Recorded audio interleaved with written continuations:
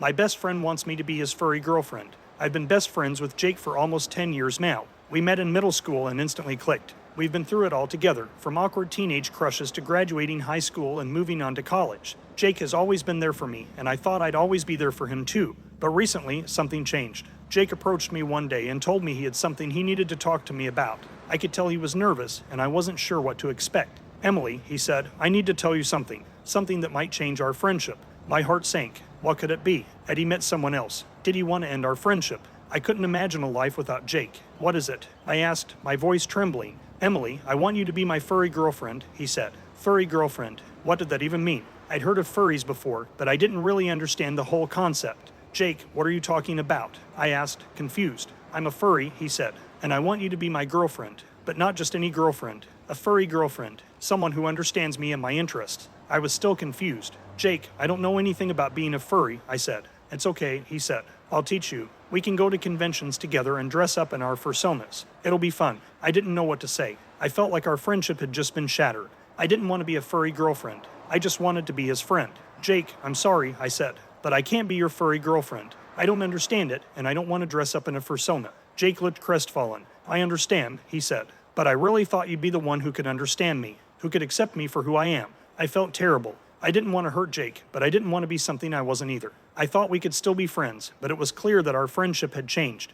Over the next few weeks, things were awkward between us. Jake would still try to talk to me about furry things, but I just couldn't relate. I tried to be supportive, but I didn't understand the appeal. Eventually, Jake started spending more time with his furry friends and less time with me. It hurt, but I understood. He needed to be around people who understood him. I tried to move on, but it was hard. I missed Jake. I missed the way things used to be. But I knew that I couldn't force him to change or pretend to be something I wasn't. Months went by, and I thought I'd moved on. But then, out of nowhere, Jake showed up at my doorstep. "Emily," he said, "I've missed you. I'm sorry for pushing you away." I was surprised. "Jake, what's going on?" "I've realized that being a furry isn't everything," he said. "I still love it, but it's not the most important thing in my life. You're my best friend, and I don't want to lose you." I felt tears in my eyes. "Jake, I've missed you too. I don't understand furry things, but I don't want that to get in the way of our friendship."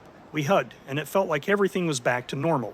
We caught up on each other's lives and laughed like we used to. It felt like no time had passed since we last hung out. After that day, things started to go back to how they used to be. Jake stopped talking about furry things all the time, and we started to do more of the things we used to enjoy together, like going to the movies and playing video games. However, there was still a part of me that was hesitant. I didn't want to get too comfortable again, only for Jake to push me away once more if his furry interests took priority again. One day, Jake asked me to come to a convention with him. At first, I was hesitant, but after seeing how excited he was, I decided to give it a try. As soon as we got there, I could see the joy in Jake's eyes. He was surrounded by people who shared his interests, and he was finally able to be himself. I still didn't understand the appeal, but seeing him so happy made me happy too. We spent the day walking around and looking at all the different furry costumes. I even tried on a furry tail for fun. It was silly, but it was nice to be a part of something that made Jake so happy. At the end of the day, as we were walking back to our car, Jake turned to me. "Emily," he said, "I'm sorry for putting so much pressure on you to be my furry girlfriend. I didn't mean to ruin our friendship." "It's okay, Jake," I said. "I understand now, and I'm happy to support you in whatever makes you happy." Jake smiled at me. "Thanks, Emily. You're the best friend I could ever ask for." From that day on, our friendship was stronger than ever. We still had our differences, but we learned to accept and respect them. And even though I'll never fully understand furry culture, I'll always support Jake in whatever makes him happy.